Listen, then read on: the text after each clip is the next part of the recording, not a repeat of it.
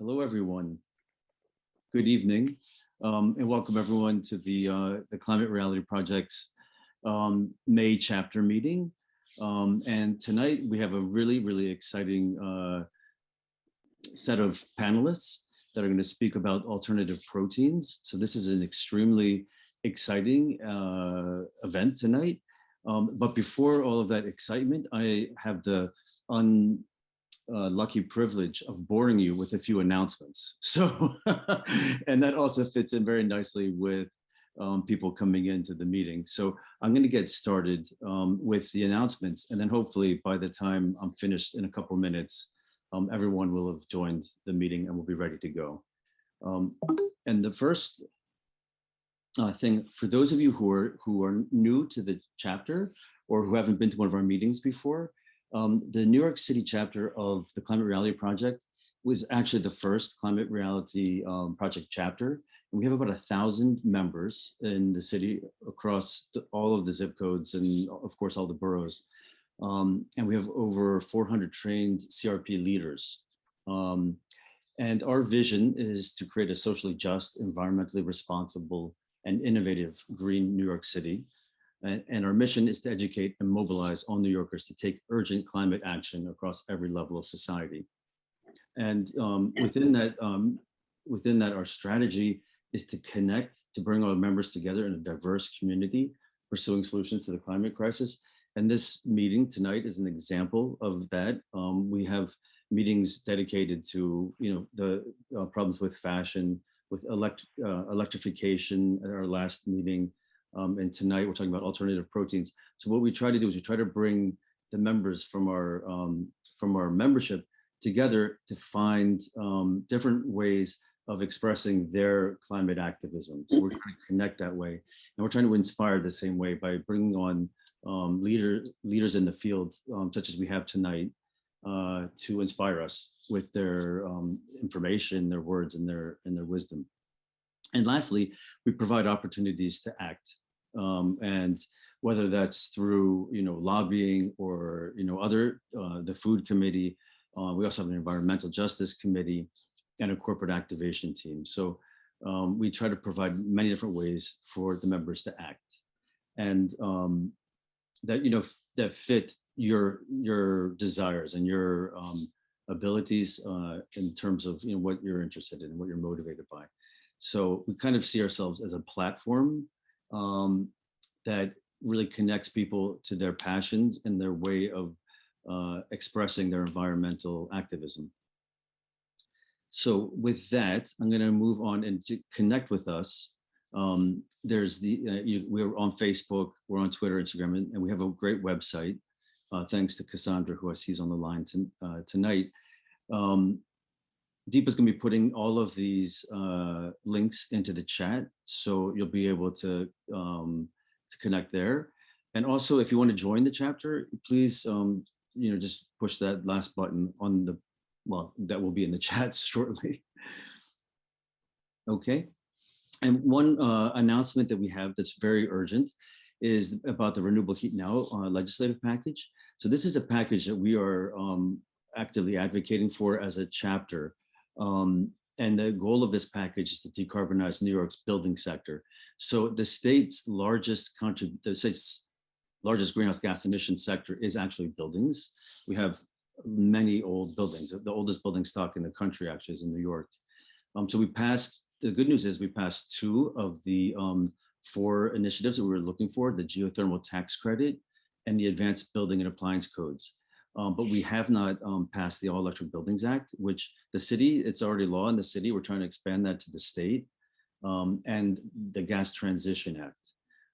The All Electric Buildings Act does have a strong chance of passing in the Senate, and let's call it a mild chance of passing in the Assembly.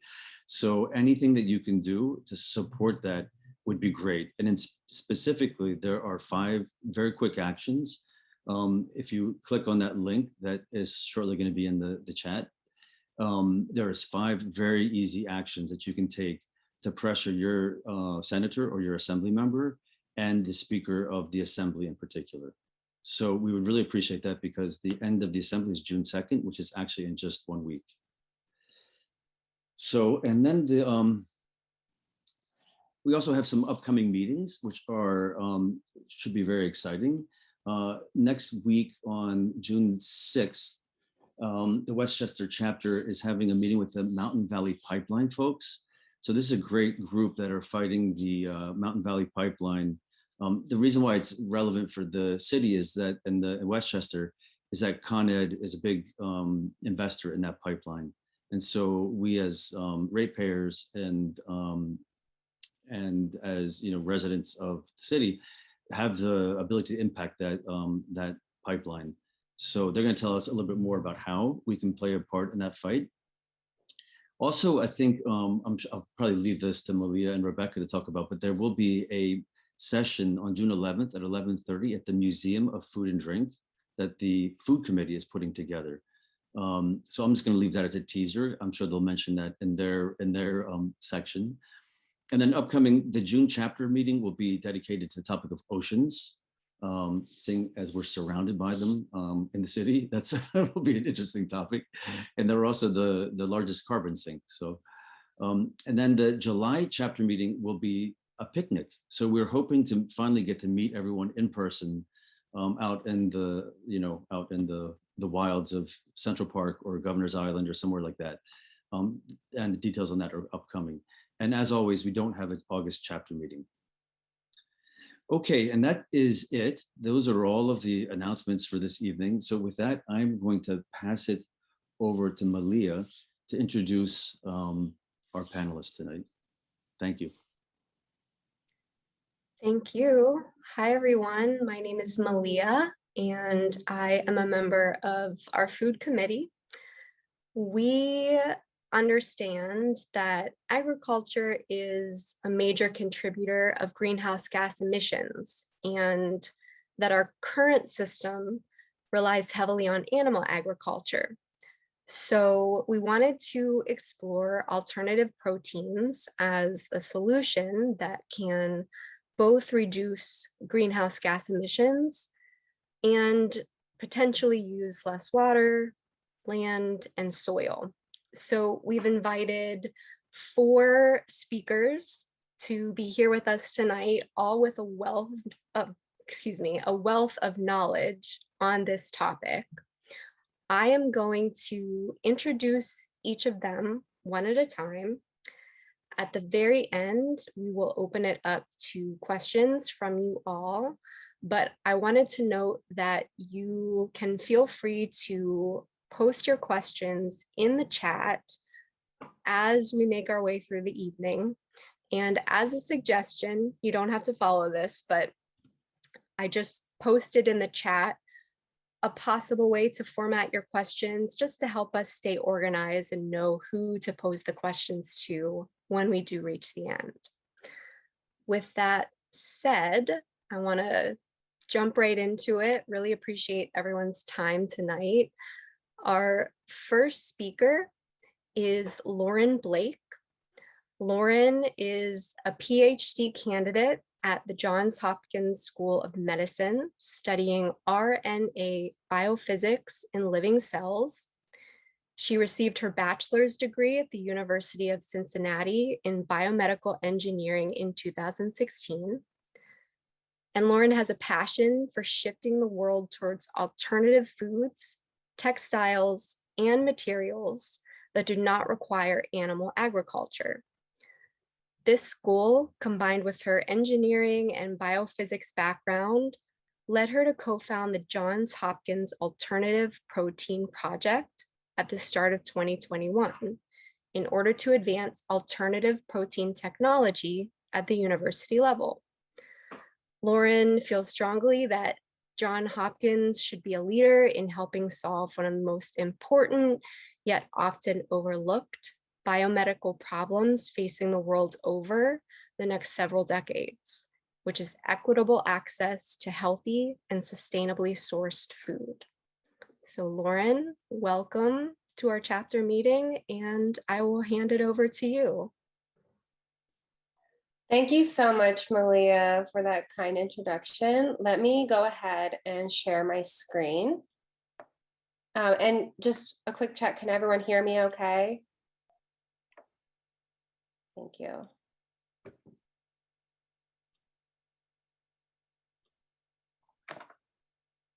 And can you see my slides?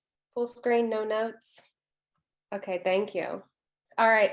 Hi, everyone. I'm honored to talk with you all here today. It's great to see what you guys are doing. I wasn't familiar with the Climate Reality Project until recently, and I love how you guys are coming to climate change from so many different angles.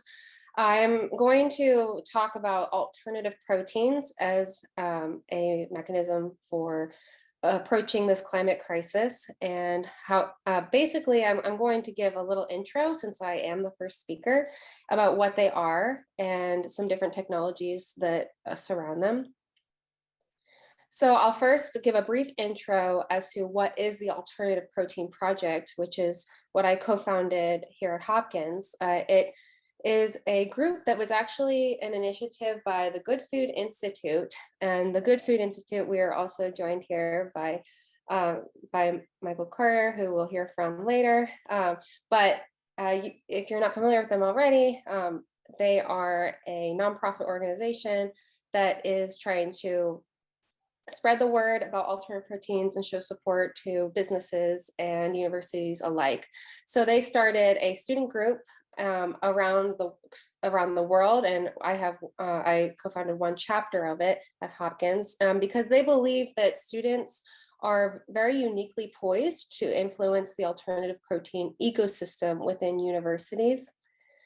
And 16 chapters were launched globally since 2020, and I believe that several more have been added as of recently. So this is an old infographic, but essentially the group objectives, and it varies depending on the university, but here at Hopkins, we have 4 main objectives, which are getting professors on campus to be researching this topic and thinking about food rather than just biomedical research or thinking about food in the context of biomedical research.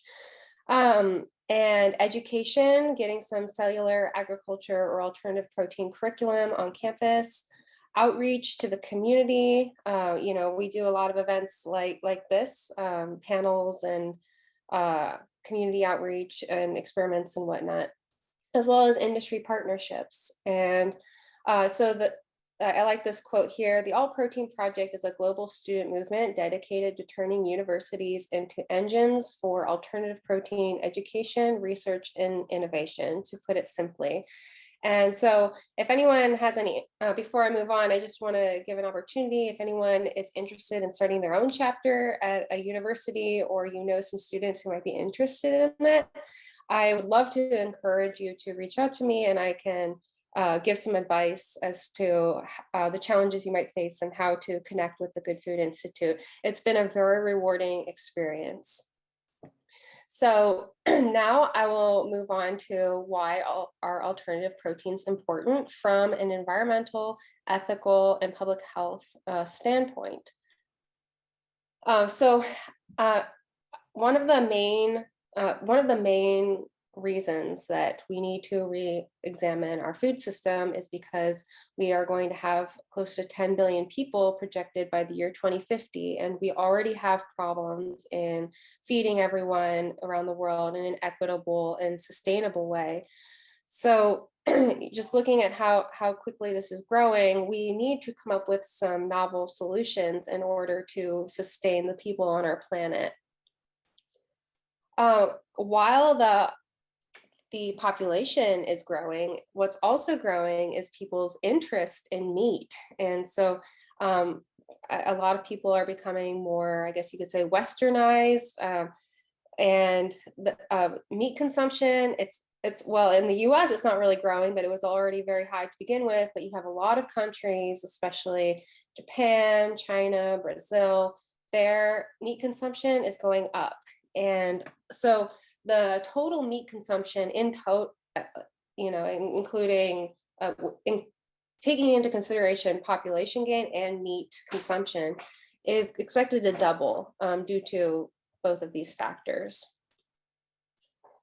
And what's problematic about this is that the plant-based proteins are are usually a bit more efficient in terms of land and energy usage. So if you look at the Earth's surface, there's about maybe 30% of land. Of that 30%, there's 71% of it that is actually habitable. 50% of that is used for agriculture. And then here's the important breakdown. And if these numbers are difficult to see, I can read them for you. But 77% of agricultural land is used for livestock, including meat and dairy. And that does include the growing of the crops that are used to feed these animals, because you have to take that into account. Whereas 23% of crops are actually used for plant-based calories or protein. And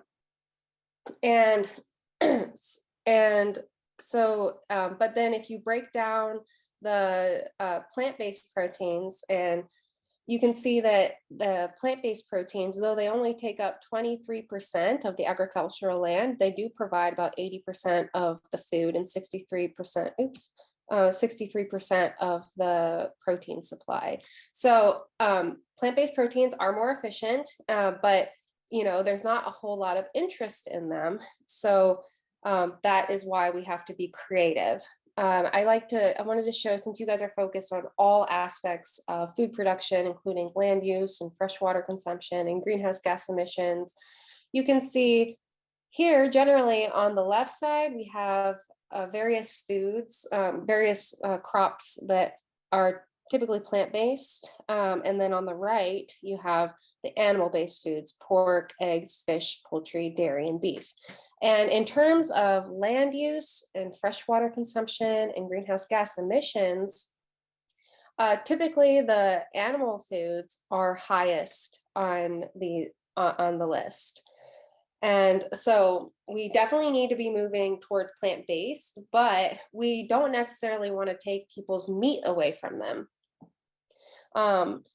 And some other factors are, we have to be mindful of antimicrobial resistance, which is increasing because most, I guess 70% of antibiotics are used for animal agriculture. But we really need our antibiotics, and there are starting to be some strains that are resistant to even our last ditch antibiotics, which is very worrisome. And especially if you consider how much we've been affected by the latest global pandemic of COVID-19, which was also of animal origin. So in order to be able to use our antibiotics for our own health, we need to use less of them overall. So I want to talk about innovation in animal agriculture. As of recently, a lot of the innovation in animal agriculture has just been growing bigger animals. And it's to the point where modern day chickens, this is a chicken from 2005, it might even be more exaggerated now, but the chickens nowadays are usually culled pretty early on in their life because they are no longer able to sustain the weight on their little legs, because we have engineered and selectively bred and fed the animals in a way that has grown them to be as big as possible, because the animal agriculture industry wants to be more efficient. But they have pretty much reached their biological limits, and hence why we need to look at some alternative solutions.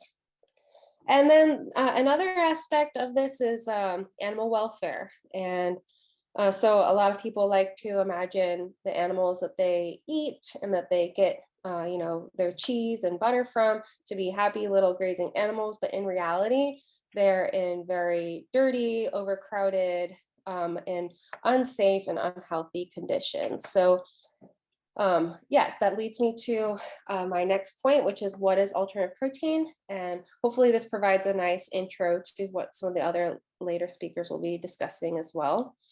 Alternative proteins basically can include plant-based, fermentation-derived, or cultured animal products that don't require an animal. And this can be replacing meat or dairy or eggs. Even I think I've heard of alternative fats and whatnot being included in alternative protein discussions, because fats are an important part of food.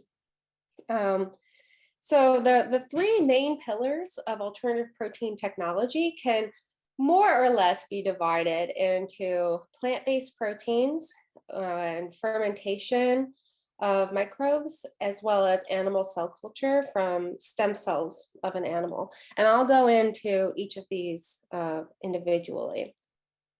And this figure I actually took from GFI's recent State of the Industry report, which I suggest if anyone wants to learn more about this, you can find those for free on their website.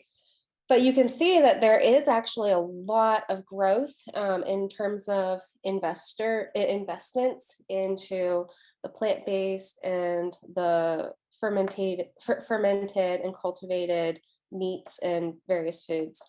So this is definitely very encouraging. And in fact, fermentation and cultured meat have probably grown the most and are potentially even more promising. But we'll have to see. So plant-based meat, I just showed a picture of a patty here. I think a lot of times we take plant-based meat for granted to some extent. It's been around the longest, and but I still want to go over it because it does actually involve a lot of technology. And so when I say plant-based meat, I'm referring to plant-based proteins such as soy, mung bean, pea, and much more. It could be rice or gluten, tons of different protein sources from plants that can then be texturized using processes such as extrusion or shear cells that can produce these fibrous meat analogs. So I do want to point out that the powder here does not just get combined with some various ingredients and just spit out a nice meaty burger. There's actually a lot of science and engineering that gets it from this powder into something that's more fibrous and recognizable as that meaty texture and taste. So essentially the basic plant-based meat workflow goes as this. You have your source material for your end product. Again, that can be the pea protein, the potato protein or potato starch, the vital wheat gluten, all kinds of different options from plants. You might optimize them using genetic breeding or engineering, selective breeding, for example, or mutagenesis. And then you'll have to isolate the protein from the plant. You got to remove the starches and the fats and get more of like a protein concentrate or a protein isolate, which is 50 to 80% protein, as opposed to a flour, which is like 20% protein. But so you have to separate all these other agents, and you also have to get rid of those like off flavors that sometimes legumes have, so that it doesn't contribute to the meaty taste. And then at the end, you can combine the plant-based protein with different ingredients. You can send it through an extruder, which will rearrange the protein interactions and cause more of like a fiber of proteins. And then you can add smoke or salt or fat. A lot of people add a lot of oil a lot of companies add a lot of oil to their products, and it ends up something fibrous like this. But it's definitely not magic. Here's an example of some shear cell technology that can be used to align the plant proteins into fiber. You can imagine you have ground up pea protein or soy protein, and then you're using some shear stress on and applying that to the proteins. You can end up getting something very fibrous out of that. But tons of technologies out there. 3D printing could potentially be another promising avenue for having more structured shapes like steaks and like chicken breasts potentially. Right now, we're pretty good at ground beef and burgers, but definitely we need to use some more higher order engineering for structured materials. And now I'll just briefly talk about fermentation. It's the second pillar that I mentioned earlier of alternative protein. Fermentation can mean a lot of different things to a lot of different people, depending on who you ask. So in alternative protein terms, though, it's usually any use of bacteria, algae, yeast, mold, or any sort of microorganism that can be either eaten whole or used to create a certain ingredient or used to flavor a certain food. So there's actually three different main categories within fermentation. So I will discuss those as well. But the basic premise of the fermentation workflow is that you have your fungus, bacteria, algae, or plant cells, and then that's the starting material. You'll put them in some sort of media so that they can grow and divide and produce whatever ingredient you want. And then, so these will be generally made in a bioreactor. And if you think about it, this could be a very, very scalable solution because the bioreactor can potentially be any size. You could engineer the microbes to not require sunlight or just be able to grow and grow and grow. So you can constantly harvest. And so yes, a bioreactor could be good for scaling or for if you don't have a lot of land, you can still produce food in a sustainable way.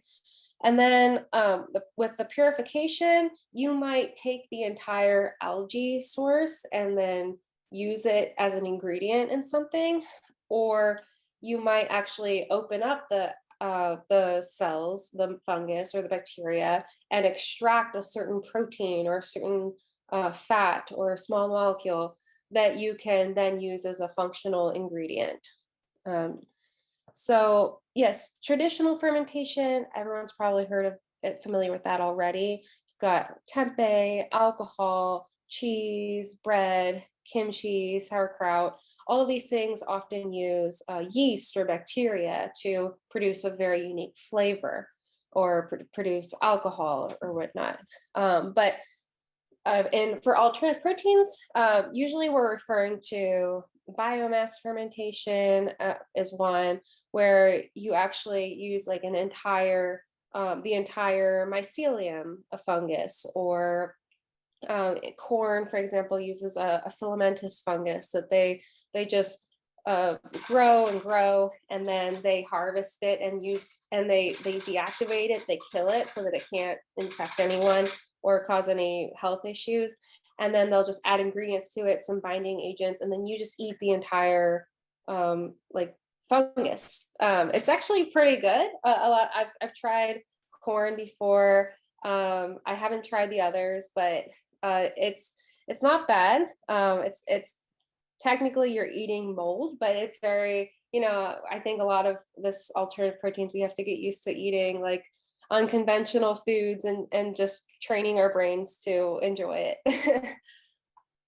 Precision fermentation, again, it's where you might extract, for example, an entire egg white protein, or Perfect Day is extracting casein and whey from their fungal strains, or collagen proteins. Impossible Foods is known for their leg hemoglobin protein that they extract from their yeast cells.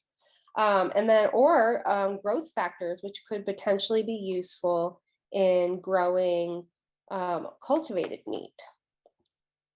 Yeah, so on that note, fermentation can really be useful in enabling other pillars of alternative protein. So you could eat it as a standalone protein source. You might also use it for an ingredient or an enabling cultured meat, for example. So cultured meat, there's so much to go into. I will try to describe it very quickly in the time that I have. So cultured meat uses animal cells. So you can take a biopsy from a living animal, and it's just a small piece of tissue, and so that the animal can easily recover from. And then that can be used as a cell starter culture. That cell starter culture can then, in a bioreactor, which could also be very scalable one day, the cells will proliferate, and then they can mature into a differentiated tissue. So you could potentially get a stem cell from an animal and then differentiate it into a muscle cell, a fat cell, or connective tissue like a fibroblast, and then grow that up and eat it. But there are a lot of considerations in this. For example, scaffolds, cells like animal cells typically don't grow in media just floating around like some microbes can. But if you're doing some tissue engineering or for food grade, you're going to need some sort of scaffold that the cells can grow and attach to. And there's been a lot of research looking into scaffolding that can be food grade, that can be edible, so you don't have to take off the scaffold before you harvest the product. Like for example, a decellularized spinach leaves or decellularized any grass has been looked into as a potential scaffold for some of these muscle cells to grow on. And another important factor, probably the most important as now, is cell culture media. 99% of cultivated meat costs is from media right now, and a lot of it has to do with the growth factors and the other nutrients that are in media. They're very expensive.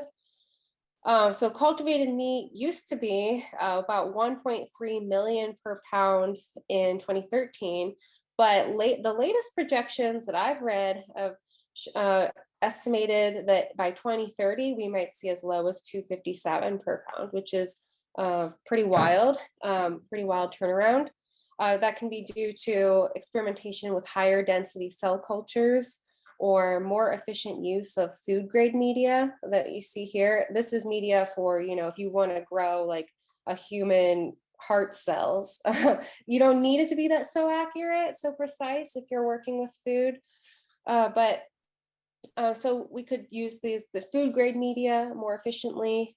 Likewise, food grade tissue culture equipment or cheaper recombinant protein and growth factor production. So yeah, I want to encourage anyone who's interested in this to look at GFI's alt protein course. I have the link here, but you can learn a lot about this topic for free. And yeah, please contact me if you'd like to learn more or chat about Alt Protein Project.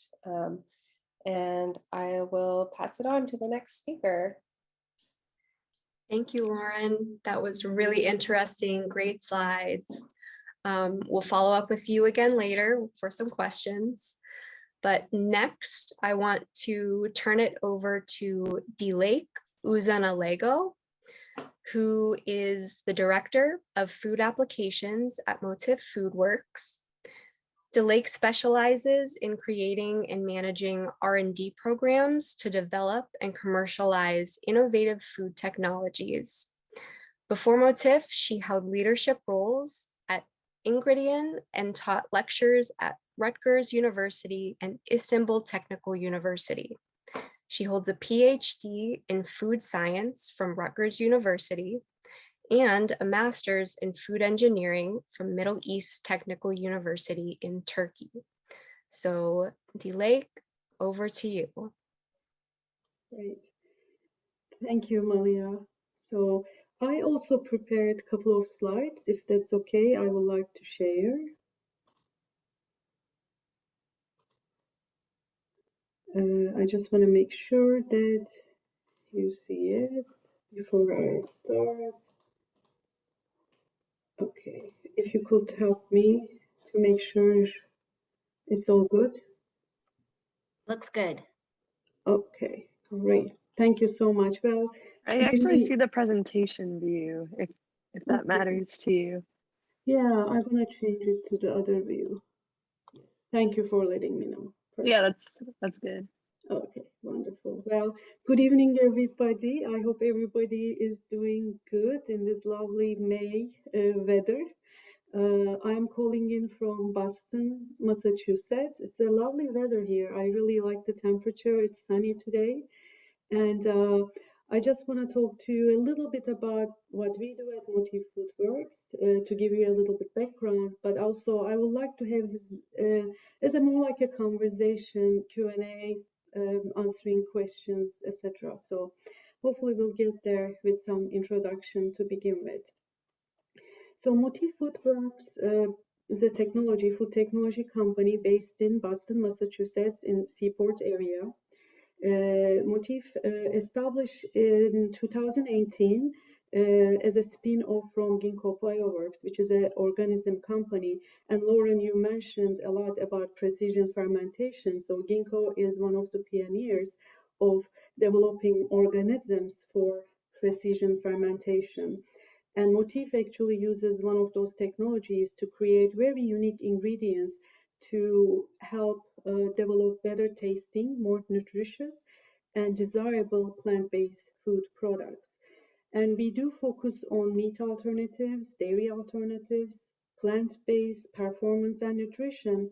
Also, what we believe is that we could create new forms, not necessarily mimicking meat, not necessarily mimicking dairy, but creating new forms of plant-based foods that we can make it more craveable and make it basically the center of the plate.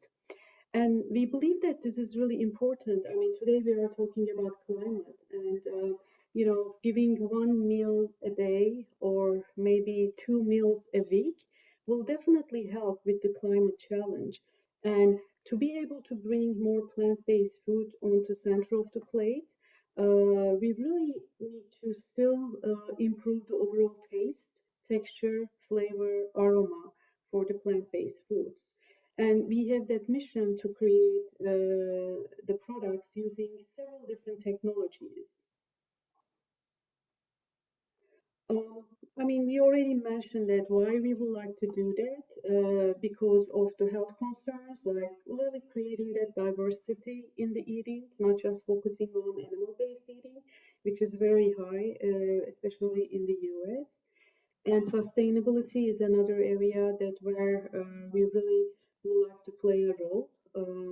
And then finally, the animal welfare, as we already discussed. And I think we will be discussing it more in this topic. And Lauren, I think you show very interesting graphs about that as well.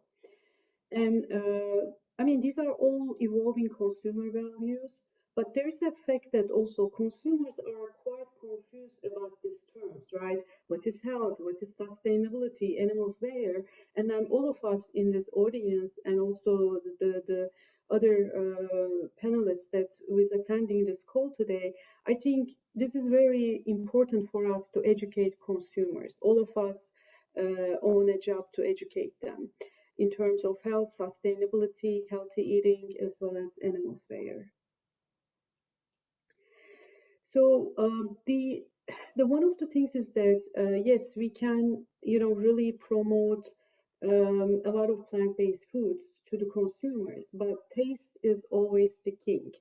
And we have done a lot of consumers surveys, like we looked at them, we evaluated consumers, understand their eating behavior, understand what are the things that are still missing in the plant-based foods. Again, taste has been the number one that comes out in most of the surveys we did. And if you look at some reports from Yale Climate Change reports, consumers 44% they don't like how plant-based food tastes. And again, similarly, they would eat plant-based over meat if it tasted better. And also, if you look at the Health Focus International, this is another survey which shows that they are not interested in alternatives to animal products due to taste, right? All these reports showing you, we as developers, product developers, me being one of them, really need to focus on improving overall taste, texture, aroma of the plant-based foods. And similarly, similar data that we conducted, 2 out of 3 consumers, they said that they would eat more plant-based food options over meat if those products tasted better. So this is a very interesting data again, and I think most of you in the audience are aware of that. So I already mentioned this, but I will kind of go a little bit deep dive, what we are trying to do in each area. So one of the focus areas for us is meat alternatives. And it is very interesting challenge, right? Lauren, you explained you are replacing the meat with using some plant-based ingredients and some technologies and combining ingredients together. And it's a rather difficult task.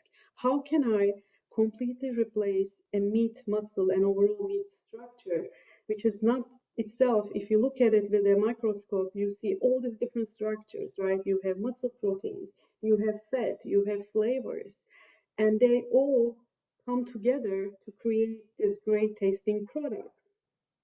And actually, there is a cooking process involved too, right? How the flavor develops during the cooking process, how that muscle proteins and fat, they interact with each other. So in a meat replica with plant-based food, we are really trying to replicate that. As you mentioned, Lauren, using some plant proteins, using some flavors, maskers, etc. It's rather a very interesting and fun challenge for me, I guess, that I'm working on every day in our labs at Motif Foodworks. In the meat alternatives area, we are developing food technologies to really help with the overall taste of meat alternatives formulation, appearance. Right? When we take a burger on a grill or on a stove, we would like to create similar experience, similar cooking experience, similar appearance, similar color, etc. And finally, the texture. If you look at meat alternatives versus animal-based products, you often see lack of overall chewiness, springiness, bite in plant-based meat products. So how we can improve that by creating technologies. When we go to dairy alternatives, there are some other interesting challenges here as well. I mean, dairy is a very interesting one to really mimic as well. If you are working on, for example, cheese, it's still a lot of people, developers, they will say it's still a holy grail, right? To create the melt, stretch, that smell, color, dairy notes in a dairy alternative cheese. So we are working on texture, creating this rich, creamy, smooth mouthfeel using some technologies, including precision fermentation or some other plant-based plant ingredients as well. We are trying to improve the stretch of cheese. How can we make it stretchy, a plant-based cheese? And the melt is really important too. We're very interesting, right? And actually, those two goes together because when we ask the consumers, they don't necessarily say stretch, but they associate stretch with melt, how product melts, and they automatically think then that means if it melts good, it's gonna stretch well. That's how they associate melt and stretch together, and these are some functional properties. And plus couple that with the texture, overall mouthfeel, creaminess as well. And in the plant-based performance and nutrition, this is creating plant-based product which can be around any other category. This is not necessarily we are trying to create mimicry, but we are trying to make plant-based protein enhanced plant-based foods with enhanced nutrition, enhanced texture, and enhanced appearance, overall color and surface attributes. And we do, like, as I mentioned, it's a very complex system. And to be able to successfully formulate products in this space, you really need to combine a lot of food science and very scientific approaches. And, most often, a lot of developers use sensory testing, going from expert panel to a descriptive panel to understand what are the texture targets that we need to achieve. However, we need to go a little bit beyond that. So we use a lot of rheological techniques to understand the rheology of the meat in the mouth versus a plant-based meat in the mouth. And then using the techniques, trying to understand the gaps and then create ingredients and technologies to fill that gaps. And one of the areas we are looking at oral processing. So how is the mouth behavior? It's not just one-time eating, like over the eating, that the consuming the whole product. What is the oral processing? How consumers feel about the product? That's something we are looking at as well. And one other area that we are looking at, neurobiology, because there's also the human element there. It's not just the mouth, but then all the conditions around it, right? What is the state of mind? What's the culture? And it is really important to connect them as well, as we would like to really improve and enhance the plant-based food experience with consumers. And some of the areas, as I mentioned before, we are trying to use a lot of cutting-edge technologies, and we develop a lot of networks with different companies, different academic partners. And this is all about creating technologies that will enhance the plant-based foods. For example, we do have one collaboration with University of Guelph where we are looking at some plant technologies, which is called prolonging technology, to improve the stretchability and meltability on plant-based cheese. We are working with University of Massachusetts to create methods to understand functionality of plant-based proteins. And to your point, Lauren, precision fermentation is one of the ways to create ingredients that can help to enhance overall texture and eating experience. However, the technology is still in development. Most often, when I look at products, the amounts that available to us is quite limited. So with the collaboration with University of Massachusetts, we are developing a lot of functional assays, so that enables us, for example, taking 100 products and then look at them in those little functional assays to see what is the best ingredient that will improve the overall stretchability in a cheese or overall flavor in a meat alternative application. We also have some collaborations with Texas Tech as well as University of Illinois to look at the rheological properties of foods as well, so that we can really understand what is the rheology of the meat, and then how can we develop ingredients to match that by using plant-based foods. And as Motif, we do, as I mentioned, do a lot of individual ingredients, food technologies. We also develop systems and finished formulations too. And initially, we have been really focusing on food technologies, food ingredients. However, we developed a lot of interesting products into finished formulations. So we are also looking to bring those technologies to the market through like food service, retail, using some private labels. And there are two technologies we develop. If you don't mind, I would like to go in a little bit details on that. And I think it addresses some of the things that you mentioned, Lauren. The first technology we developed and launched into market was Motif's Hemami, which is a product myoglobin, which is a muscle protein available in animal muscle, which provides that aroma, umami aroma, as well as appearance and color to the product. And it is a technology developed using precision fermentation. And we also develop another technology as we look at the overall plant-based formulation. As you mentioned, Lauren, you often use a lot of plant proteins, which is texturized. Take soy protein, take pea protein, and you texturize them to create fibrous meat muscles.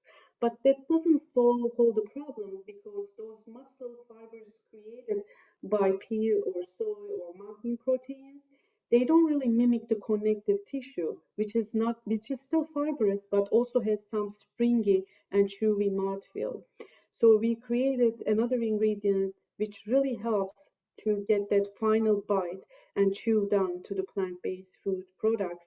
And then these are some of the formulations we developed, like plant-based burgers, chicken, as well as some pork breakfast patties as well. Yeah. And these are the technologies, as I mentioned, we developed. One of them is Hemami. It provides taste, aroma to plant-based food products. And then the other technology we developed is Apetex, which really helps to develop texture and moisture, overall juiciness, and the chewy down to products in meat alternatives applications.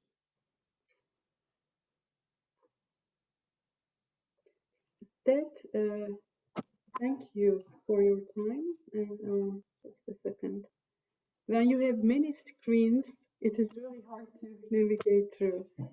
Okay, thank you.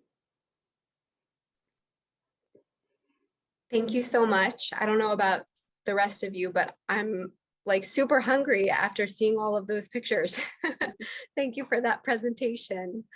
I'm gonna just move things right along to our next speaker. We have Ronald DeSantis, who is the Chief Culinary Officer at Hungry Planet. He provides leadership and support in recipe and menu development, new product R&D, and leads a culinary team to create a competitive advantage. Ron is a certified master chef, and in his 25-year career at the Culinary Institute of America, served as Associate Dean, Director of Education Services, and taught several courses, including a 4-year stint running a full-service teaching restaurant. Ron also held a leadership role at Yale that included culinary concept design, development of innovative menus and cuisine, and training of the culinary team, the first certified master chef to enter college and university dining. So Ron, thank you for joining us, and I will pass it on to you. Well, thank you. Thanks everybody for attending, and I'm excited to be a part of this this panel. Before I jump in, I've had a chance to work in the lab with Dilek, and she is like passionate about food and what they're doing. And I'm really envious that you guys signed Iron Man as one of your spokespeople. I was like, who else signs Iron Man than Motif Food Works? So great work on that. I am going to share my screen and give you a few food shots, because that's what I do best, is talk about food. So, you know, everything that I'm going to show you, every shot, including the shots, photos behind me, all plant-based. There's absolutely 100% vegan food. And, you know, the great thing about going later in the program is, like, people have covered the many things that I'm going to cover. So it almost verifies a lot of the things that I'm going to talk about. So Lauren and Dilek, thank you very much for setting the stage. It's really great. So what I really believe is, as a food manufacturer, Hungry Planet is leading the way. And we lead the way by bending the curve on personal and planetary health. This is central to what we do. We know that one small change multiple times turns into a gigantic impact on the planet. And that's what we're looking for. How can we make that kind of impact and bend the curve on personal and planetary health? As somebody that's been in the food business for a real long time, you know, this is a great, meaningful part of my career. I've worked from fine dining, Michelin star restaurants, through fast food and everything in between. And this is so meaningful because here I am using culinary arts, and I'm able to make an impact. I can help people with their own health, and I can help the planet. And we feel very, very strong and about this, and it's central to what we do. Here's why we and the industry has to lead. For me, it starts with the hunger. We're hungry for a healthier planet. And it's so important that we take a look at this. There's so many things, as you saw earlier, we're feeding 7+ billion people now. By 2050, it's going to be in the neighborhood of around 10 billion people. We have to be able to do the right things. And we have to look at what we're doing. We cannot continue down the road and that we're on and just keep thinking life is going to be good and it'll work itself out. It won't. We have to be active in making that happen. We believe there's a global opportunity. And that global opportunity starts with taking a look at the demographics of increased meat consumption. So 7.67 billion people rapidly approaching the food system's productive limits. We're going to be feeding about 10 billion people in 2050. So now we've got food demand has to increase. And if you think about the amount of animal products that we're consuming, it doesn't work. It just, number-wise, land-wise, everything, it doesn't work. We have to change things. We have to make a different approach. So if you take a look at the annual global demand for alternative meat market, you can see that there's a tremendous growth potential in that. You know, I know that people on this call, are the manufacturers, are, you know, we believe in this. We know what this is about. And, you know, we all want a piece of that, action. And that's a good thing because we're all reaching to do the same thing, have a great business and contribute to making sure that the planet is much better. So the status of the market today, and I'll be quick through this, we're going to see a 15% annual growth rate in the plant-based food market. You know, some of the trends that are out there, and this is what helps drive menus in restaurants and a variety of different food service operations, is that 48% of consumers look for foods labeled plant-based. Now, we all know plant-based doesn't necessarily mean it's healthy, but it's plant-based, you know, and there are a variety of factors, and I'm not here to talk about anybody else. I can only tell you what I know about Hungry Planet. Ours are healthier for people that are eating it. 25% of adults eating more plant-based protein than last year. That's great. That means every person that eats plant-based is helping themselves and helping the planet. 40% of 18 to 44-year-olds eat plant-based at least once a month. And that's a big shift. So that means that's just that much more plants being consumed and that much less conventional animal protein. You see over here where we have the 38% of adults are flexitarians. I believe I fit in that. I know I fit in that category. And the food that business is just tremendous. It's a big and it's a growing business. Let me see what I got here. So 36% of adults flexitarian, that's over 75 million people and counting. That's a good thing. 67% pay more for gourmet, meaning variety, convenience, good food, delicious food. 51% of, I can't always see what these things are saying, seek meatless entrees. I mean, you know, this is a good place for us to be. If you got that many people looking for meatless entrees, it's a great place for everyone. The next thing that I have is talk a little bit about personal health. And, you know, we're all in control of our own health, and that's the place to make a difference.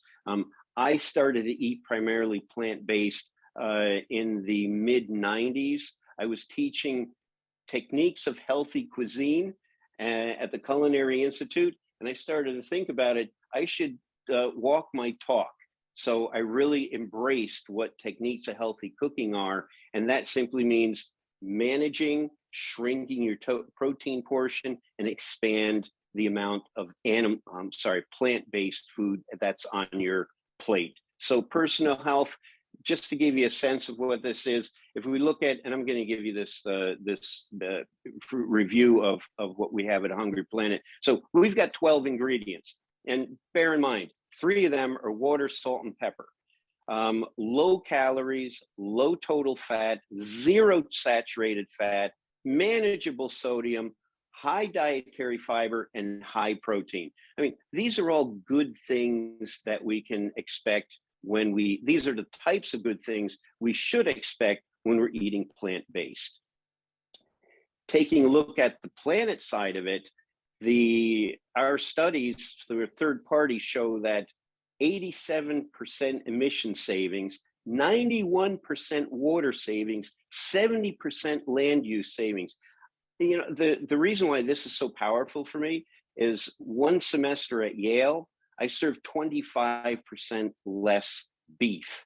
What that meant is we saved hundreds of thousands of gallons of water in the process of producing that beef. And I thought to myself, we're one small operation, only 15,000 meals a day, but one small operation. And we're making that big of an impact just by adjusting the amount of beef that we're serving. So if you think about that, if something, you know, just imagine if that took place in all the college and universities across the country, what an environmental impact is just amazing. Take this in a bigger scope. Think about 3 people eating plant-based one time each week. Small change, huge impact. I mean, these for me are numbers are hard to wrap my head around. I wouldn't know what 25 billion liters look like. I just know it's a gigantic number. 15,000 hectares of land saved, 250 million kilograms of saved carbon dioxide. So these are all factual reasons why plant-based is a better way for us personally and for the planet. So what I'm saying is customers want more. They want more meat, not necessarily conventional meat, because everything on this slide, this is all plant-based meats. So it's beef, chicken, pork, lamb, turkey, crab, chorizo, Italian sausage, breakfast sausage. These are things that Hungry Planet is delivering right now to food service operators. Consumers want more cuisines. The thing that I love about the plant-based meat that we produce and sell is that it works perfectly in the global cuisines of the world. It is a one-to-one substitution. So as an operator, this is a benefit to me. I'm not redesigning menus. I'm not rewriting recipes. I'm not going through extensive training with my staff. If it says 1 pound of conventional ground beef, I take 1 pound of Hungry Planet ground beef and my recipe works. I mean, this is a huge difference. So if I'm making global cuisines, I can make that happen. I put this into place last Tuesday, yes, a week ago. What is today? Yeah, a week ago at Gracie Mansion. All the meals at Gracie Mansion, the New York City mayor's residence, are plant-based.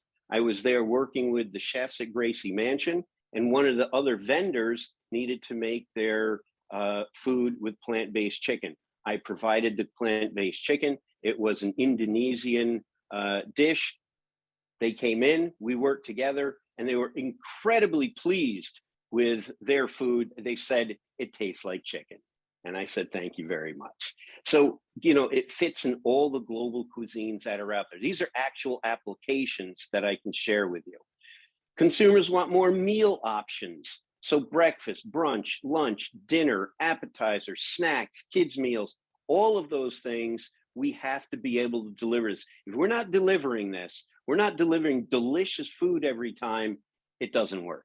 So these are the drivers that we see are very important in the food business to help people understand and embrace and enjoy plant-based meats.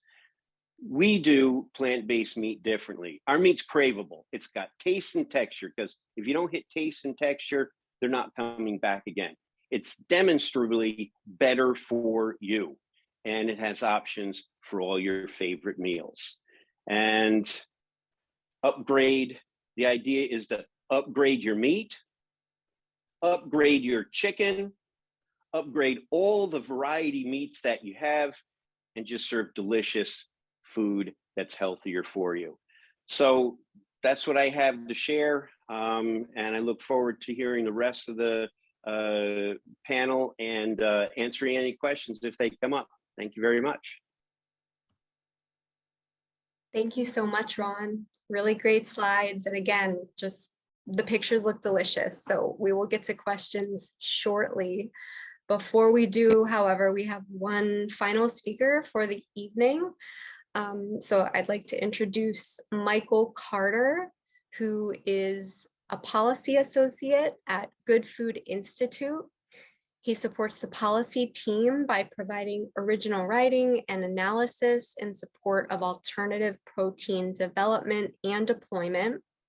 He comes to Good Food Institute from the world of electoral politics, where he led the finance operations for several climate first campaigns in the South, and graduated from Stanford University with a BA in public policy. Michael, thank you so much for being here, and I will open up the floor to you. Thank you so much. I'm so excited to be here. Let me share my screen real quick. Let's see. This should be the one. Does that look right to y'all? Yes? Great.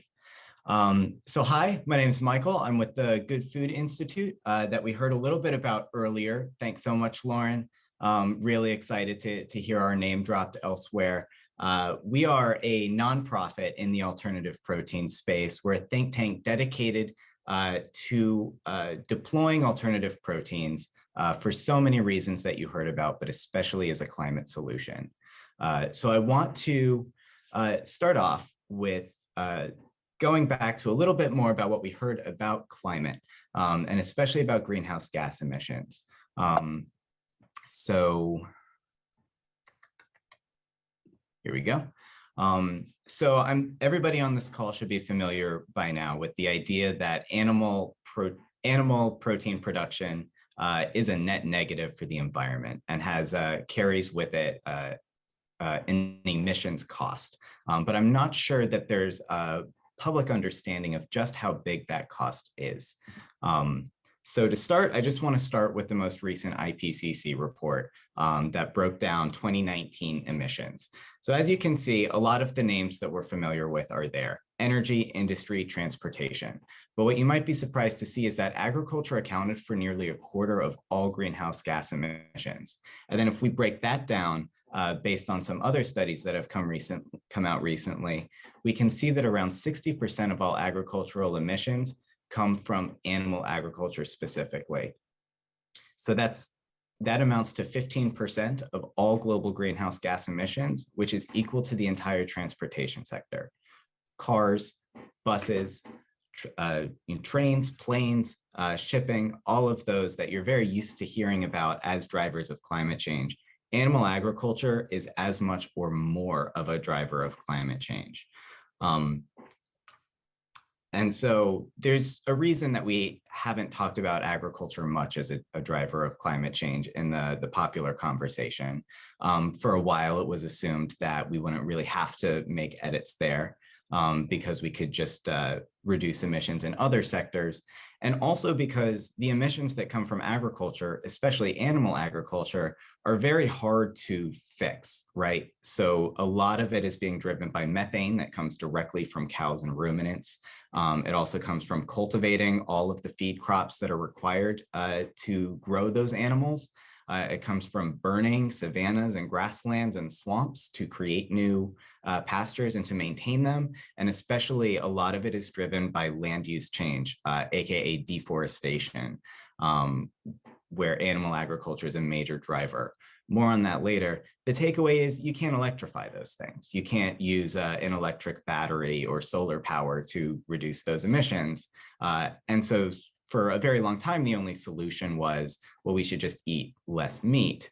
But clearly getting people to eat less meat is easier said than done. And so for the past few decades, we've been talking about electric vehicles, wind, water, solar, all of these really important solutions, but not agriculture. And here's why that has to change. So as you can see, this is already a very big slice of the pie. But as we've heard, demand for meat is expected to accelerate rapidly. So this has been covered. I won't get too deep into it, but we're looking at potentially a doubling of meat consumption by 2050, which will then result in around a 60% increase in emissions from the agricultural sector. What do those emissions look like? It's a lot of carbon dioxide, but it's especially a lot of methane. So almost a third of US methane comes from the cows alone, so ruminant digestion, and then even more of that comes from manure management and other agricultural practices. Methane is very notable because in the short term, it is 20 times more powerful of a warming agent than carbon dioxide. We only have roughly the short term, the next decade or two, to address climate change. And so the more methane we emit in the short term, the harder it gets for us to respond appropriately. And this has been covered already, but the land use cost of animal agriculture is pretty staggering. Lauren did a fantastic job of walking everybody through this, just how much land animal agriculture takes up. And a lot of that is driven by the fact that animals are not very efficient meat producers. So even the most efficient one, chicken, requires 8 calories for every calorie that you get out of it. Cows, especially beef cows, are extremely inefficient on that front. And that, when you take that inefficiency and you scale it up to the meat consumption of, say, the United States, you're talking about a lot of food that is being produced and just completely wasted. So in the United States, around 60% of our staple crops by calorie then go to feed animals, of which 87 to 97% of those calories disappear. They never end up getting consumed by humans. So that is a huge burden. And so as we've seen, the small amount of land that produces crops for human consumption feeds most people. 4/5 of human calorie intake comes from plants. And then even if you just break it down by protein, which is where animal products are supposed to have the advantage, you see that 2/3 of the global protein supply comes from plants already. So across the world, especially the developing world, most people are getting their protein from plants, and only 1/3 of protein that people eat comes from the vast amounts of land that we use to produce animal products. And so where are we going with this? We're heading towards deforestation, because we are at the limits of how much land we have left to use for animal agriculture. And that is going to cause producers to move into marginal lands. So the Amazon rainforest, as we know, is a very high profile example of this. Around 91% of that deforestation is directly attributable to animal agriculture, whether for pastures or for fields to grow feed crops. And that, I don't need to explain why deforestation is very bad. But another factor is the land crunch. So as we see the global population grow to 10 billion people, and we're still looking at a map like this, you can see that, so we're growing to a population of 10 billion people. We're going to need that much more food. But at the same time, we're seeing demand for meat increase as developing countries develop and as millions, potentially billions of people emerge from global poverty. And so you end up in a situation where we need to produce more food with as much or less land, but the consumption trends are driving us to a place where we're going to be producing less food with even more land. And so that is a collision course that's completely unsustainable. Where does all of that lead us? It leads us to a place where the Paris Agreement's 1.5 degrees Celsius warming limit, the spot where we can't warm more than that, or we're going to experience some of the worst effects of climate change, that is impossible if meat consumption continues on its current trends. So even if all fossil fuel emissions stopped right now, meat production alone would end up pushing us over that threshold. So What do we do about it? I'm sure you can guess, we switch to alternative proteins. But the question is, what does an alternative protein transition look like? So we've heard a lot about what alternative proteins are, which I can hopefully skip past, and a little bit about how they improve on the greenhouse gas emissions from conventional products. So as you can see here, our data on plant-based alternatives and soon to come cultivated alternatives show vast savings across the board, especially with beef.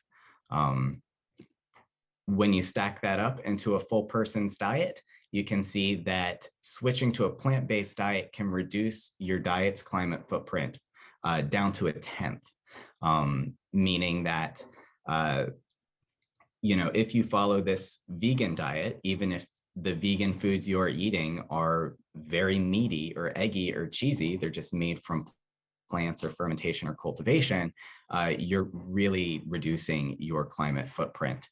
Scale that up to the nation and to the world, and we're looking at vast carbon savings just by making this switch. And then finally, I want to, or finally on this topic, I want to go back to land use. So we've already heard that alternative proteins save a lot of land just by reducing how much we need to cultivate feed crops to then feed animals. But what does that look like as a climate solution? It means that we can go from this again, where 2/3 of our agricultural land is used for animal agriculture, and go to a map where we're using more land for agriculture for direct human consumption, creating more food than we were before, and yet we're only using half the land that we currently use for agriculture, meaning that we could free up half of our agricultural land, an area the size of India and China combined, to use for carbon sequestration, for rebuilding ecosystems, and for climate smart management practices. The carbon effects of that would be incredible.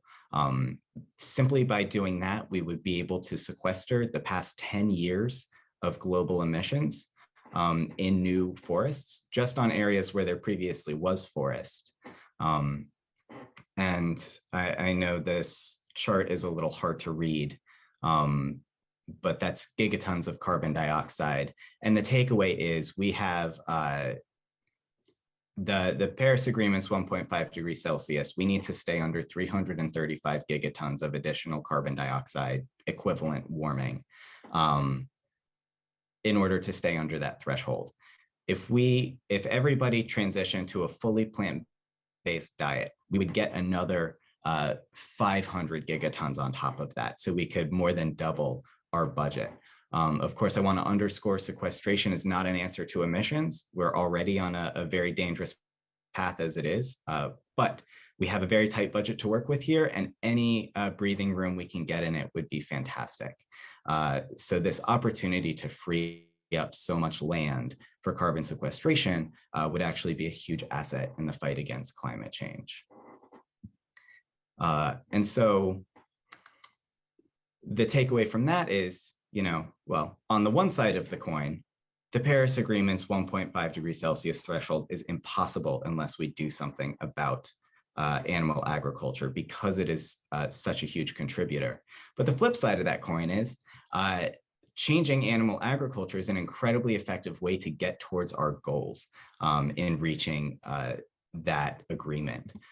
So the protein transition could get us 14 to 20% of the way towards 1.5 degrees Celsius by 2050, making it the best shot we have in the agricultural sector by a landslide.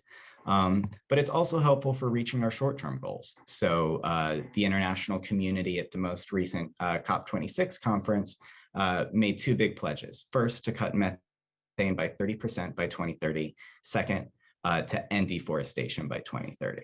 And as we know by now, ending animal agriculture, replacing it with alternative proteins is a really good way to both reduce methane and not just end, but reverse deforestation. So it's an incredibly powerful solution. And I want to wrap this up so we leave some time for questions. But alternative proteins are just a very effective way to make progress on climate change, and they're really good for governments as a climate solution. So as we've seen, uptake is fantastic. We've seen 50% growth over the past 3 years in the plant-based sector. We've seen just an incredible level of household penetration. 60% of households in the United States have tried plant-based products, and 80% of them have liked them enough to go get some more, which is really great to see. And the signs, there are no signs that this growth will stop. As these products get closer and closer to what people expect and the products that they already love, we expect to see their curiosity continue to be piqued and for people to continue to try new products and then start incorporating these products as regular parts of their diet. But finally, I want to talk about what an alternative protein transition looks like from a governmental and social point of view. Why should the government try to make this happen in an active way? Well, the first is because it can happen very quickly. So if we look at another market-based solution with electric vehicles, alternative proteins are similar in a lot of ways. They address 15% of global greenhouse gas emissions, and they have a roughly similar markup over their conventional counterparts at 86%. But people are buying cars every few years, and when you buy a car, you're stuck with it for a few years because it depreciates as soon as you leave the lot. Alternative proteins, on the other hand, you buy every few days. And if you don't like the first plant-based burger that you buy, you can always just buy another conventional burger later. And so people are very curious, and they indulge that curiosity more easily. And then once they decide that they like these products, that markup, even though it's the same, is a couple dollars and not $10,000. And so people are much more likely psychologically to pay that price for a product that they like better. And then from a governmental point of view, alternative proteins are really encouraging. So a study funded by the UK's government found that alternative proteins could support nearly 10 million jobs and $1.1 trillion in value by 2050, making it a very important industry. But on a more qualitative point of view, a lot of those jobs are going to be located by the crops that they use as inputs. So in agricultural areas, rural areas, places that have been left behind recently. So in the middle here, you see the new Purus plant in Dawson, Minnesota. It is a pea protein processing facility. It is in the former facility for a dairy manufacturer. And once it was established, it immediately became the #1 employer in the town of Dawson, providing good long-term stable jobs. But what's most notable about this facility, I think, is that it was funded with a $100 million investment from Cargill, which you may know is one of the biggest meat producers in the United States. And this Cargill is not an exception. All 5 of the world's largest meat companies are invested in or developing their own alternative proteins.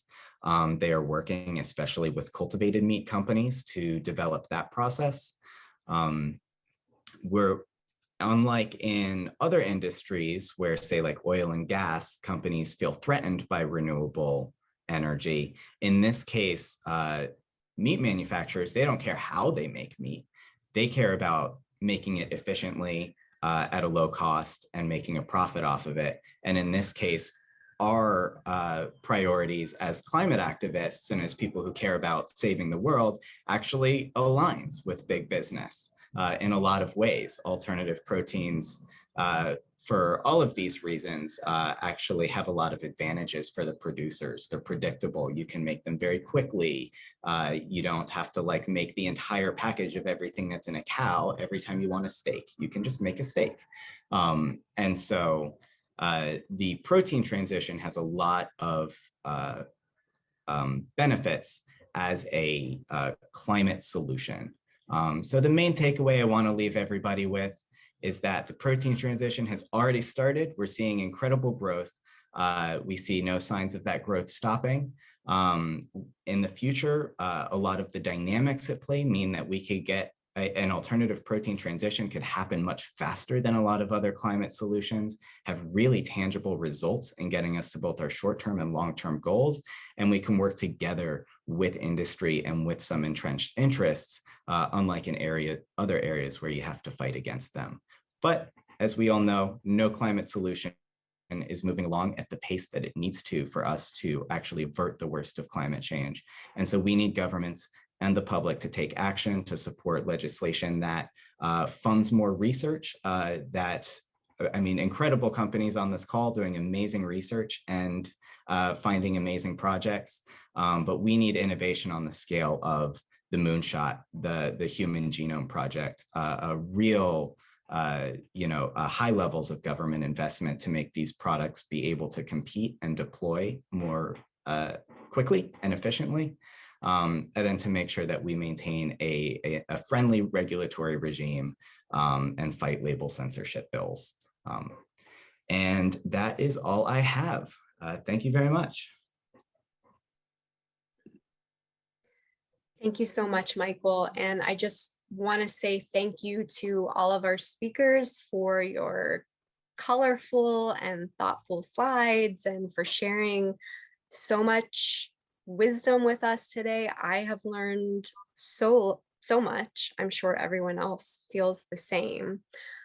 I want to first just, out of respect for everyone's time, note that we are approaching 7:30. So if anyone does have to jump off the Zoom call, I certainly won't hold it against you. I don't think anyone else would.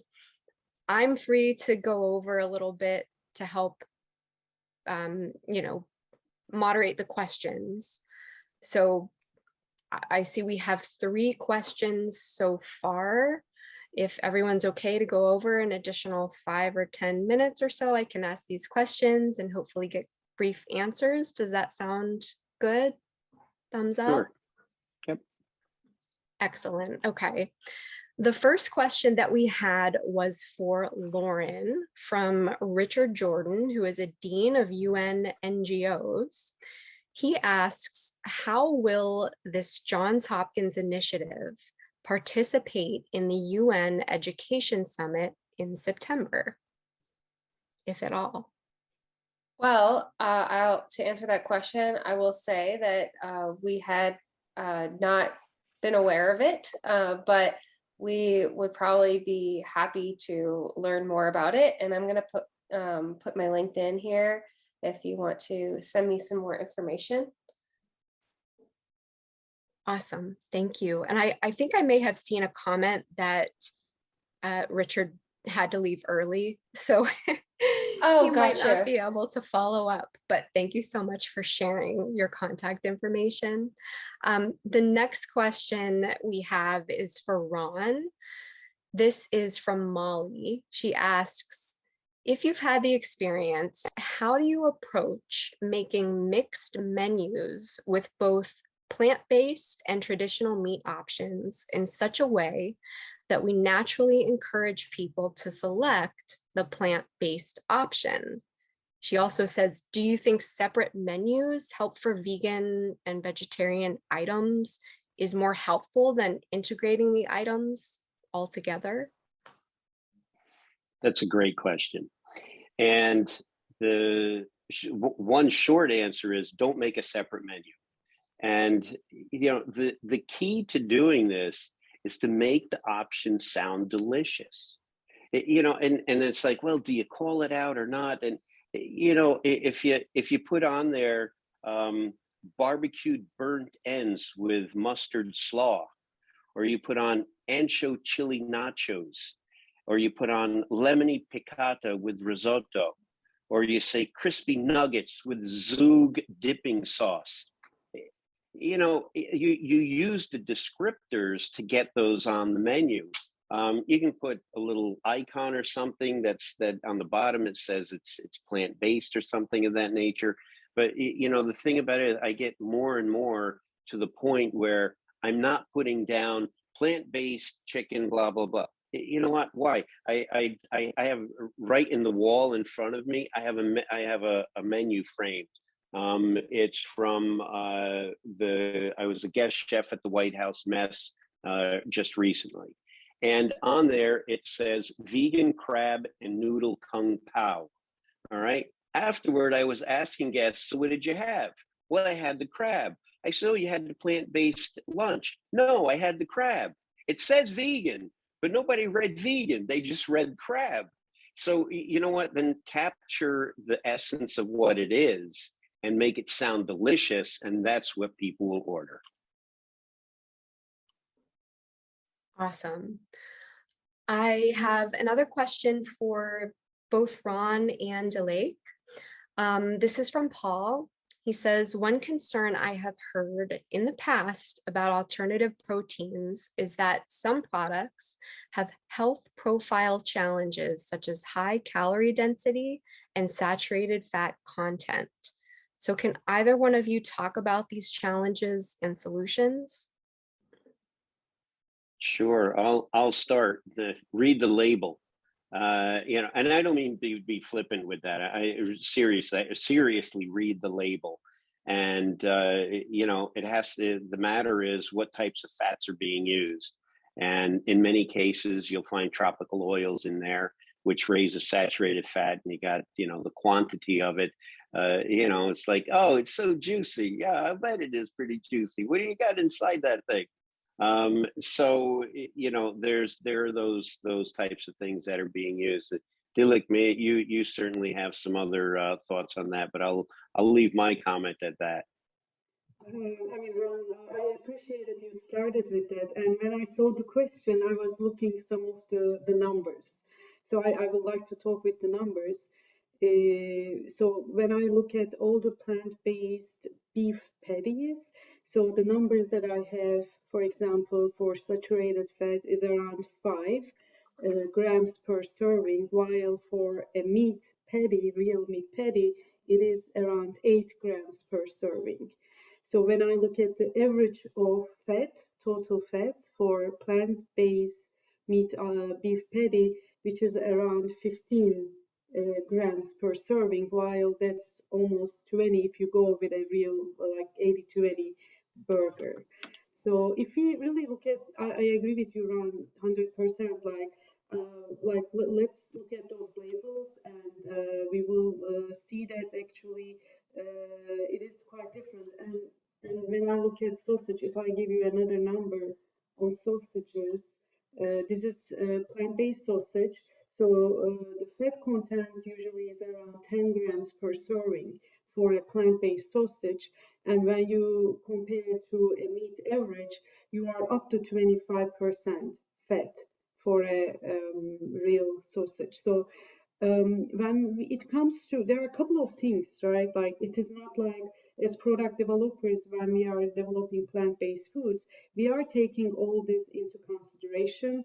And you, as you mentioned, Ron, we need to really balance the saturated fat and the tropicals, oils, and fats, unsaturated fats, not just for the health reasons, but also improving the texture as well. We really need to use some of the saturated fats to get the mouthfeel that you are looking for in a plant-based food, while balancing with some unsaturated healthy oils as well. But one thing that I would like to mention, we are constantly looking at some other new technologies. How can we further improve the overall health profile of plant-based foods or any foods, like creating some structured fats, which can really reduce the overall caloric profile while providing the similar texture to a saturated or other fats available in the system. Can we further reduce the fat? Those are the things that we are looking at as well from the technology side of things. I hope that answers the question as well. Thank you very much for that answer. I have another question that is for all of our speakers. So I'm going to suggest that maybe each of you answer in the order that you presented. So we would start with Lauren. And that question is, what are your favorite plant-based meal dishes? I'm kind of basic. I'm gonna have to go with the Beyond Burger. I just had that for dinner tonight, to be honest. Oh, so that me next, right? Well, I mean, I mean, we have developed. I mean, it is really hard for me to select one. But Ron, I think that crab cake was wonderful. I had an opportunity to taste it. It might be my favorite one, to be honest with you, Ron. I think everybody should try it. It was great. Thank But you. one other thing that I would like to add, like you know, I come from a family. I grew up in Turkey, and when I was growing up in Turkey, this is around 80s, so I'm reliving when. So we used a lot of lentils to cook, and my mom used to make these lentil balls, which are like very savory, and I still do it at home, and it's one of my favorites. My son's favorite too. It is simple lentil balls. So, asking what your favorite dish is like asking who's your favorite child. So, that's a tough one. I always draw a blank with these questions. So I'll tell you what I had tonight was cabbage and beans. I'm sorry, that was last night. Tonight we had a roasted ratatouille, but we took a little plant-based chorizo, just a tiny bit, just to scatter it in there to get that flavor, and oven roasted ratatouille.